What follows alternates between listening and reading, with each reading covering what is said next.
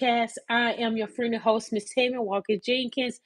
Thank you for joining me. Happy Saturday to you. And when I tell you today has been a day full of just happiness and joy. So come on in, come on in.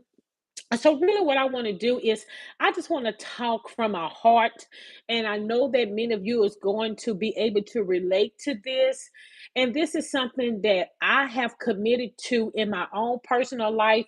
Is one thing is that I have my own immediate family. I have my children, I have my granddaughter, I have family, I have friends, but what I want to talk about is family memories. This is something that I purpose in my life, is that I always make sure that I have time to call a brother, call a sister. I call my mom at the time when my daddy was living. I made a point to talk to my daddy every day. I always check up on my children. We text each other. I keep that line of communication going on between my immediate family and also those are outside of my family. And I believe that is very, very, very important to do that. But you know what? Sometimes there can be a lot of family dynamics, right? And I believe it happens in our family. There are family dynamics. They're going to always have those that show up, those that don't show up, those that you call and you invite. They don't come out to family gatherings. They don't come to the picnic. They don't come to anniversaries. They don't come out for holidays. But you have to realize that you have done your part. Long as you have extended the opportunity, you reached out by telephone, by sending an invitation, text message, or whatever, is that this is something that I learned is that my number one goal is I always share with my daughters and my son is to keep that relationship with each other. Y'all are siblings, right? And even as a parent, is I make sure that I stay in contact with my children, and I teach my children also to stay in contact with me, reach out to me. And so that's something that I value, is I value family, right? I grew up where I was the youngest of four. My mom and dad. My daddy was not present in a home. My mama, I grew up seeing my mother just work and try to provide for her children. But you know, we didn't do a lot of family gatherings together. So that's one of the things that I grew up desiring. That I desire is that I wanted to have family. I wanted to make sure that when I begin to have my family, is that I keep us close and that we spend time with fellowship. But I had the privilege of just this weekend to have my granddaughter, my only granddaughter, to come and just spend maybe 1 or 2 hours with me. And when I tell you that it warmed my heart, and so I want to encourage you that if you have a granddaughter, you have a grandson, you know, try to spend time with your grandkids, because as grandparents or even as aunts and aunties and uncles and nephews or whatever you is to a younger person, you never know how you can bless the other person by giving them some times. I'm a picture taker. I take a lot of pictures. And so when it comes down to me spending time with family or friends, is the first thing is I do. I take a picture, because picture is memories, right?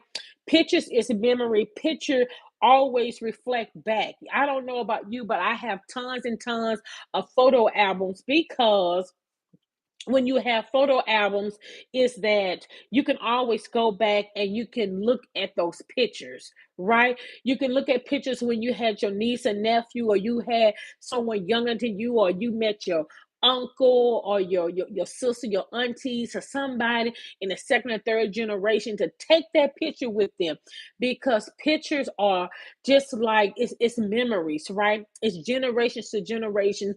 So I just want to come back, because even by me spending time with family, that is something that I talk to God about. Is too many times we have broken families. We have families that don't talk, members don't talk to each other. And I purpose that when I lost my dad, October of last year, my father passed. He was the anchor to me. He was the anchor. He was the glue to me. And because my father always made sure, no matter what, my brothers, my sisters, and myself, my father always checked on his children. So I learned that from him. And that's one of the qualities and the traits that I love about my father is that he loved each of his children in a special, in a different way.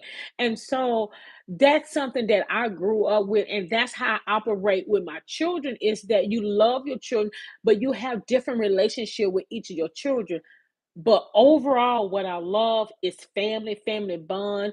I have an older brother that always doing gatherings at his home. And even today, my goal was to relax, be at home, be at peace. But because I knew that he decided to go out of his way and do an event, and it was, an opportunity to be able to fellowship with my nieces, my cousins, and see all of my second and third generations. You know what? It was a blessing. So that's what I want to encourage people to do is that you have to make time. We are in a society that is busy, busy, busy. We are doing a whole lot of things. We can do everything, but we never take time for family. And it can just be you dropping in for 5 minutes, 10 minutes, 20 minutes, or however long. But I encourage you that during this holiday, we have Thanksgiving coming up, you have Christmas coming up, and a lot of people come together for Thanksgiving.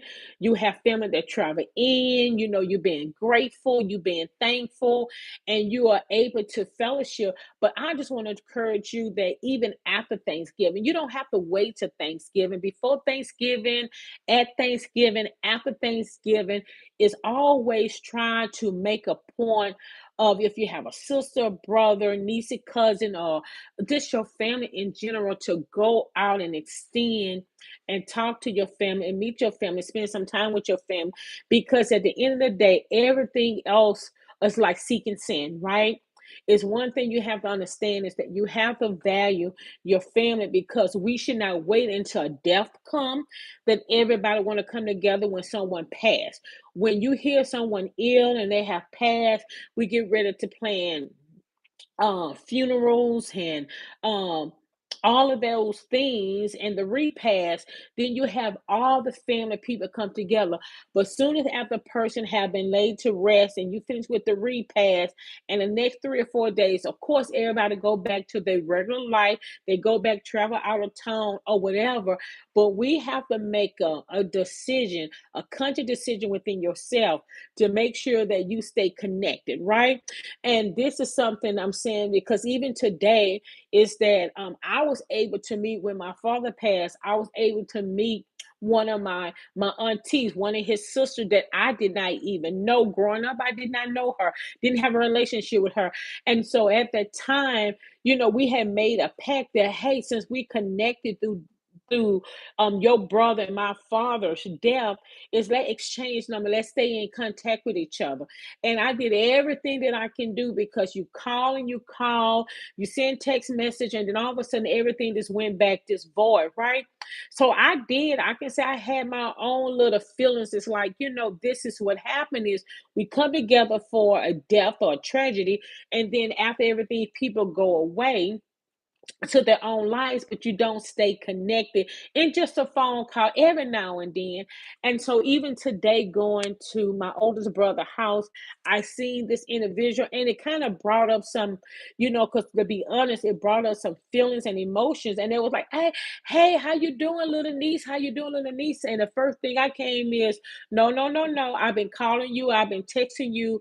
And so now because we're in the same place, now it's like how much I love you, but that's not love. Love is staying connected to people, following up with people, talking to people, right?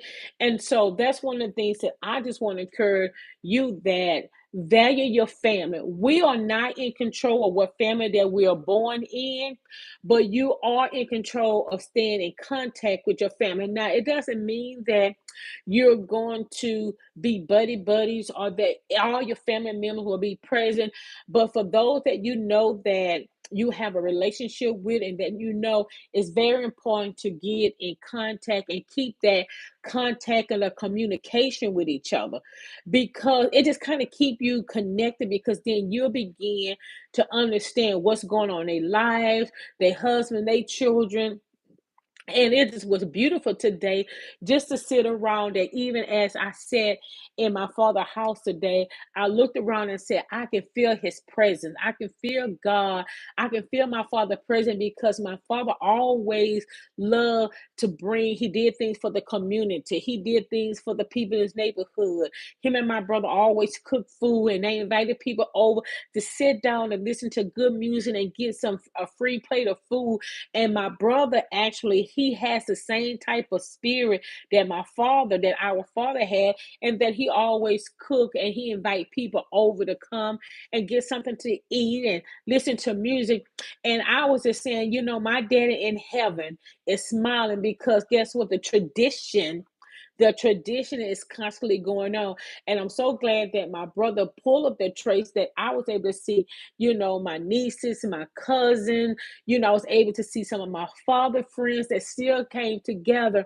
And I just started thinking about how much I just know that his spirit is abiding with us here on earth, because this is what give him joy. This is what gave him joy. This is gave him happiness.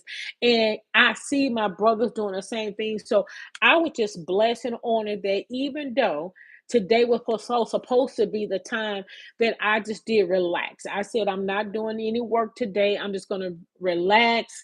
I'm going to be quiet. But I got up and I pushed myself and I went.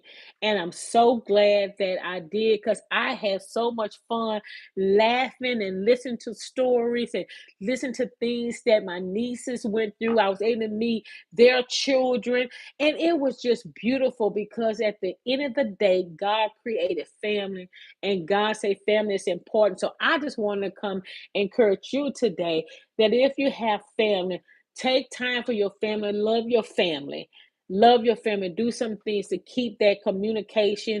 And it's just good, because we get stronger when we with each other. And it's just good to sit back and just listen to old stories, because when they was little kids, now they grown women, and then able to have my children and enemy, their cousin. It just was a good day. I can say that. What I thought I wanted to do, God knew what I needed, right? And I just needed time, and I'm just feeling good. I was feeling kind of down about certain things, but it lifted up my spirit. It lifted up my spirit. But that's what family does for you. When you're around family and just taking pictures and listening to the laughter, laughter is good for the soul. And so that is something else that Lord just told me to do on a broadcast, is I'm going to talk about the joy and how God say laughter is good for the soul, and it helps heal you. It help heal you. So I want you to make sure you take time to laugh. Make sure you take time to laugh, as well as spend time with your family. So I just wanted just to come on right quick and just talk to you straight. I know that I do a lot of messages, and I have a biblical base, and this is biblical, because God order is family, right? God order is family, and He created family, male and female, and then your children. And so family is beautiful. Amen. So anyway, y'all have a good night. God bless you. You take care. Bye bye.